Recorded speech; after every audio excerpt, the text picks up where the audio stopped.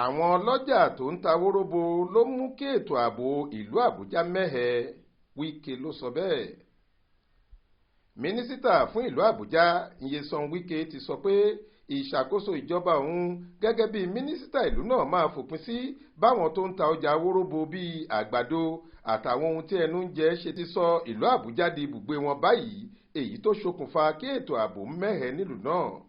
Wike tó fìgbà kan jẹ́ gómìnà ìpínlẹ̀ Rivers tẹ́lẹ̀ sọ̀rọ̀ ọ̀hún di mímọ̀ lọ́jọ́ Ìṣẹ́gun túsídẹ̀ẹ́ ọjọ́ 22 oṣù kẹjọ ọdún 2023 yìí lákòókò tó ń bá àwọn ẹ̀ka òṣìṣẹ́ iléeṣẹ́ tó wà lábẹ́ rẹ̀ Federal Capital Territory Administration FCTA àti Federal Capital Development Administration sọ̀rọ̀ lórí ohun àmúyẹ tí wọ́n gbọ́dọ̀ máa ṣe nígbà gbogbo.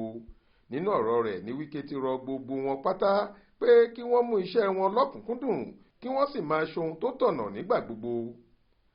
Ó ní kókó ohun tó jẹ mí lógún jùlọ báyìí ni láti dá ìlú Àbújá padà sípò dáadáa táwọn tó ṣàgbékalẹ̀ rẹ̀ ní lọ́kàn. Mo lọ káàkiri àárín ìlú náà, mo ṣàkíyèsí pé ṣe ni òkùnkùn biribiri wà ní gbogbo àyíká.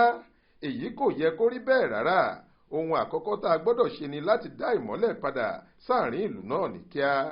Bákan náà ni ìmọ́tótó gbọ́dọ̀ wà láàrin ìlú náà. Ìgbàkúùgbà ni wọ́n lè pe ẹ̀yin tẹ́ ẹ wà ní ẹ̀ka ìmọ́tótó àti gbálégbáta pé kẹ́ ẹ wá tún àárín ìlú ṣe.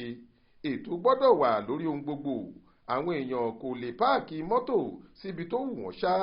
Bá a bá sì rí nínú àwọn òṣìṣẹ́ ẹ̀ka iléeṣẹ́ tó wà lábẹ́ ìṣàkóso mi tí iṣẹ́ tó gbà ti pọ̀jù fún un tàbí tí kò lè ṣe é, ẹni kó sọ jáde lásìkò ká lè pààrọ̀ irú ẹni bẹ́ẹ̀ lójú ẹsẹ̀.